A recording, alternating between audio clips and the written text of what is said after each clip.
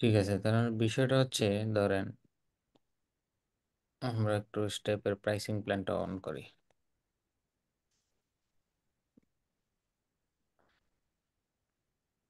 Price,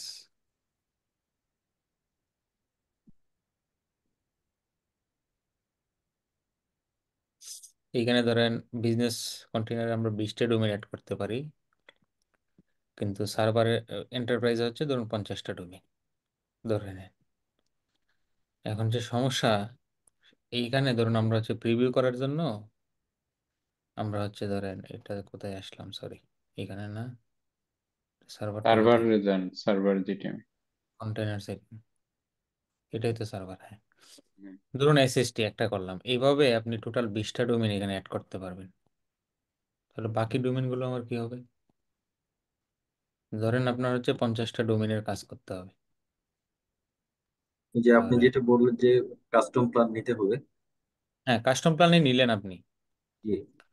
ধরেন এইখানে ধরুন আপনি কাস্টম নিলেন না, ধরুন আপনার 50টা ডোমেন আছে, আপনি জি। এন্টারপ্রাইজ প্ল্যান দিয়ে কিন্তু কাজ করতে পারবেন, হ্যাঁ। আচ্ছা। 50টা ডোমেন, কিন্তু এখানে প্রিভিউ করার জন্য যে সিস্টেমটা, এখানে কিন্তু আপনি 20টা ডোমেন অ্যাড করতে পারেন। দেখেন 20টা ডোমেনের পরে বাটনটা কিন্তু ডিসেবল হয়ে গেছে, আমি একটা ডিলিট করি, এখন কিন্তু আবার এনেবল হয়েছে। ক্লিক করলে 20টা ডোমেনের পরে আর করা যায় না। মানে আমি পাচ্ছি 50টা, কিন্তু প্রিভিউর জন্য হ্যাঁ, 20টা। এখন আমাকে তো বাকিগুলো তো প্রিভিউ করতে হবে না, হ্যাঁ, অবশ্যই। তো টেস্ট করতে হবে, জি। তাই না? তখন হচ্ছে আপনি ধরুন এইখানে ধরুন এটা আছে এসএসটি, তাই না, এটা ধরেন ওয়েব অ্যানালাইজার.কম, ধরেন এইখানে 20টা হয়ে গেল সব মিলে। এখন আমাকে প্রিভিউ করতে হবে ধরুন এই ডোমেনটা দিয়ে, ধরেন এটা আয়ো, এটা আমার হচ্ছে ধরুন .com, ঠিক আছে। এখন ধরুন .com-এ যাওয়ার আগেই আমার এইখানে ধরুন 20টা ফিল আপ হয়ে গেছে, তখন আমাকে প্রিভিউ করতে হবে না। ধরুন আপনি অন্য যে কোনো একটা ডোমেন দিয়ে প্রিভিউ করবেন, এটা প্রিভিউ করার পরে এই যে এইখানে যে ইউআরএলটা আছে না, এইটুকু জিনিস শুধু চেঞ্জ করে আপনি এন্টার দিবেন, তাহলে এই ডোমেনের আন্ডারে আপনার সার্ভার কন্টেনারটা প্রিভিউ হয়ে যাবে। কনসেপ্ট কি ক্লিয়ার নাকি জি ঝামেলা বস, রয়ে গেছে? ক্লিয়ার বস। আরেকবার বলতে হবে, সরি। বস আরেকবার বুঝায় বলেন, বুঝিনি। হুম, ধরেন আপনার হচ্ছে একটা কাজ, এন্টারপ্রাইজ প্ল্যান আছে, আপনি 50টা ওয়েবসাইটের জন্য কাজ করবেন বা 100 ওয়েবসাইটের জন্য কাজ করবেন, কিন্তু ক্লায়েন্ট হচ্ছে সার্ভার কন্টেনার একটাই, মানে স্টেপের আলাদা আলাদা না।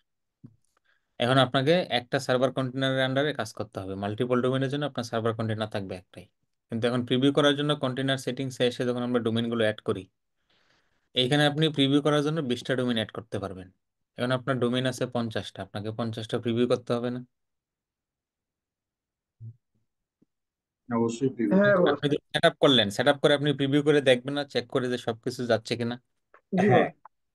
এখন ধরুন এখানে 20টা হয়ে গেল, এখন আপনার তো হচ্ছে আপনি ধরুন .com-এ, আমি এই .com-এ ডোমেনে আসলাম, .com ডোমেনে আসার আগে দেখা গেছে এখানে 20টা সিট ফিল আপ হয়ে গেছে, এখন 21 নম্বরে আসছে .com, তো 21 নম্বর তো এখানে অ্যাড করা যায় না।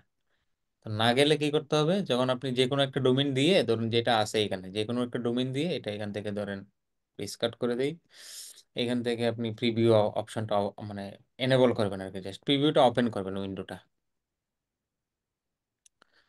ধরেন, তাই না,